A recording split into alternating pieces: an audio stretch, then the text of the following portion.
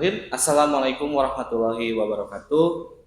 Perkenalkan, nama saya Robi Setiawan. Hari ini saya bersama guru kelas 1 di SDN Ranca Nilem, yaitu Ibu Anissa. Selamat pagi, Bu Anissa. Selamat pagi, Pak. Oke, gini Bu Anissa, saya mau meminta waktunya untuk sedikit berbincang-bincang mengenai kegiatan MPLS di SDN Ranca Nilem. Baik ya, Bu Anissa ya. Oke, Ibu, bagaimana pelaksanaan kegiatan MPLS di SDN Ranca Nilem pada tahun ini dan apa saja kegiatan yang dilakukan terutama untuk siswa kelas 1? Ya, alhamdulillah pelaksanaan MPLS ini sudah berjalan dengan lancar gitu ya. Dilaksanakan pada tanggal 15 Juli sampai tanggal 20 Juli 2024. Kami melaksanakannya itu bertujuan agar membantu siswa untuk dapat beradaptasi lingkungan sekolah ya Pak, Betul. dengan melaksanakan berbagai macam kegiatan.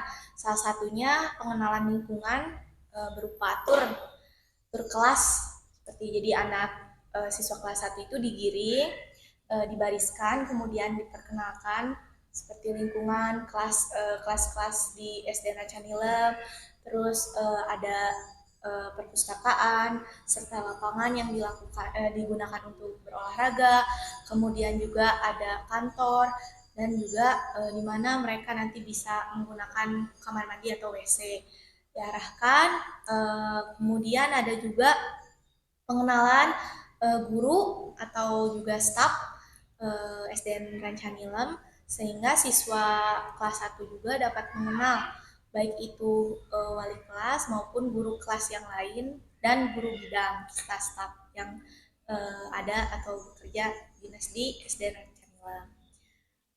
Lalu ada juga beberapa kegiatan seperti apa ya, selain pengenalan lingkungan, kami juga melakukan beberapa asesmen kognitif agar siswa juga apa ya, dilakukan pengecekan karakteristik siswa seperti apa di kelas 1 sekarang, apakah ada yang sudah mahir mengenal apa, literasi dan numerasi, serta dibiasakan nantinya menggunakan pembelajaran dengan model pembelajaran apa gitu di kelasnya.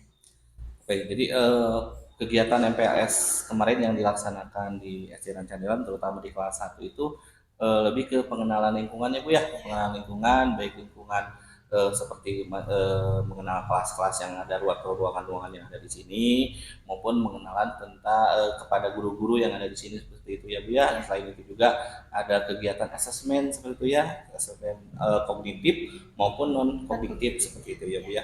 Nah, eh, bagaimana Bu tanggapan dari siswa terhadap kegiatan MPLS-nya gitu? Lalu apakah ada kendalanya Bu selama pelaksanaan MPLS tersebut?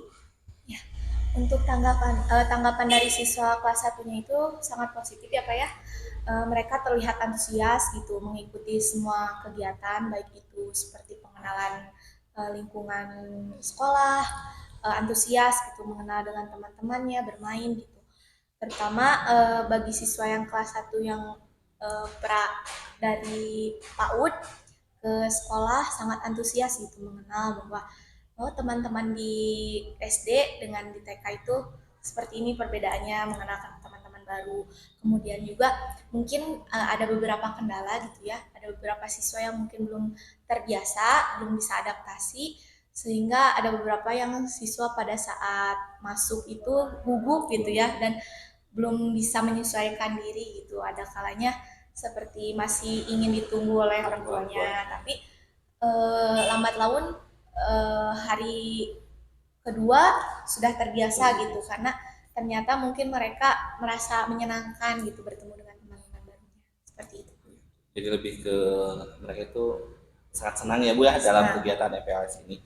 Nah, tadi kan ada juga kegiatan tentang pengenalan lingkungan. Lalu bagaimana cara Ibu untuk membantu siswa beradaptasi di lingkungan yang sekarang terutama selama MPLS ini? Nah, untuk beradaptasi mungkin saya tidak meninggalkan kebiasaan yang dulunya dari PAUD. Nah, saya masih tetap menggunakan treatment seperti bernyanyi dan menggunakan pembelajaran yang ceria, serta ada beberapa games yang membuat anak itu suka gerak, masih ya melibatkan siswa untuk bergerak gitu. Sehingga pada saat MPLS itu pelaksananya anak-anak tuh ceria dan menyenangkan serta nyaman gitu. Walaupun transisi dari PAUD ke SD itu kan sudah berbeda, tapi saya masih menerapkan apa yang menjadi apa ya, kebiasaan atau supaya tidak terlalu shock gitu saat belajar gitu dan menyenangkan kepada siswa. Jadi masih saya menggunakan pembelajaran dengan metode bernyanyi, bergerak gitu agar siswa tertarik gitu. Jadi melaksanakan kegiatan pembelajarannya lebih ke menyenangkan untuk Iya. anak ya, jadi seperti tadi bernyanyi dan sebagainya, gitu ya, Mbak, terutama yang games seperti itu. Iya. Nah, eh, apa sih program unggulan untuk siswa kelas 1 di SDN Rancanilem setelah MPLS selesai dan bagaimana Bu merencanakan kegiatan belajar mengajar mereka? Nah, untuk program unggulan di SDN Rancanilem, alhamdulillah pada sebelum-sebelumnya tahun ajaran sebelumnya itu sudah terlaksana gitu ya Pak ya. Mulai dari hari Kamis itu sudah biasa adanya literasi. Literasi yang dilakukan oleh anak kelas 1 itu masih literasi dasar gitu ya. Seperti ya literasi dini gitu. Dimana setiap hari Kamis itu dibiasakan untuk membaca, tetapi pada untuk anak kelas 1 itu membacanya masih membaca dasar, bacalah gitu ya, bacaan. Dan itu juga ada proses di mana dibantu oleh kakak-kakak kelasnya. Siswa kelas 1 yang belum bisa membaca dibantu oleh kakak kelasnya yang sudah mahir membaca di tes gitu. Lalu kemudian di hari Jumat itu ada pembiasaan sholat duha berjamaah gitu di lapang. Kemudian selain itu kan di hari Jumat juga ada khusus pembelajaran mengaji ya Pak ya. Jadi selain setelah sholat duha itu ada pembelajaran mengaji di mana anak juga ditekankan untuk dasar-dasar dari membaca Al-Quran gitu ya.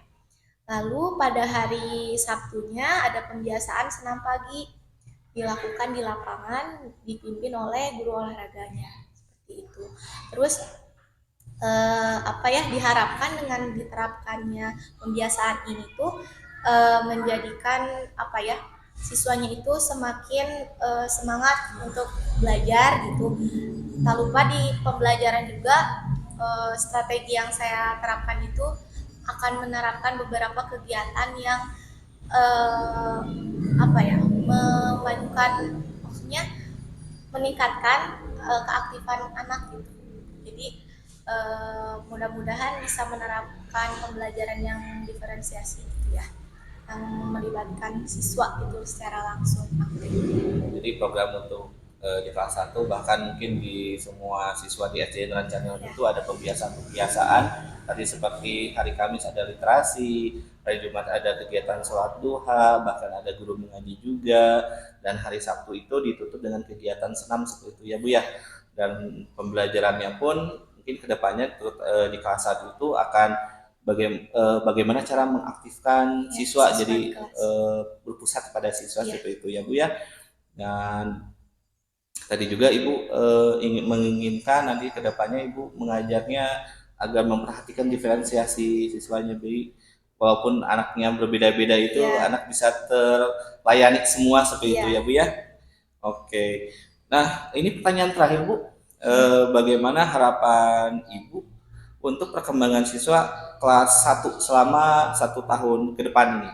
Ya, harapan saya dan juga terutama guru-guru SDN Rancanilem gitu ya Pak ya, bahwa kelas 1 itu diharapkan dapat berkembang secara akademis, kemudian juga sosial gitu ya, dengan teman-teman mereka jadi mengetahui bagaimana pergaulan yang baik gitu ya, bersosial yang baik. Kemudian juga emosionalnya juga bisa dikontrol, bagaimana misalkan dengan teman, harus berlaku dengan orang tua, bagaimana dengan guru gitu ya.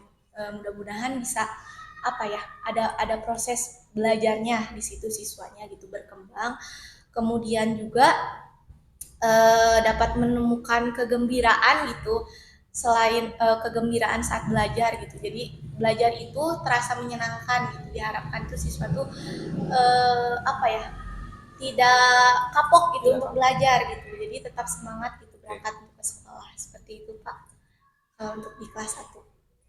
Jadi harapannya nanti ke depannya anak kelas 1 itu belajarnya itu menjadi lebih menyenangkan bagi Iya, dia ya. Jadi tidak menyenangkan. tidak merasa tertekan seperti ya Bu. Oh, Apa terus rasa juga gimana ada Bu? juga tambahan, jadi supaya anaknya juga lebih mandiri. Oke. Nah, eh, kan mungkin dari transisi PAUD selalu diantar orang tuanya. Nah, pada di SD ini itu sudah diterapkan bahwa siswa itu harus mandiri gitu, bisa berangkat sekolah sendiri dan mereka juga merasa nyaman walaupun ditinggalkan, tapi di sekolah juga ada orang tua, sekolah itu guru gitu, jadi nyaman gitu belajar di sekolah seperti itu.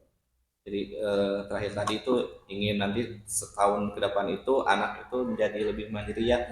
Eh, Salah satu yang paling sederhananya mungkin mandiri untuk belajar datang ke sekolah Iya, sendiri, mungkin diantar sampai pintu gerbang gerbang. saja seperti itu Ya, ya Bu ya.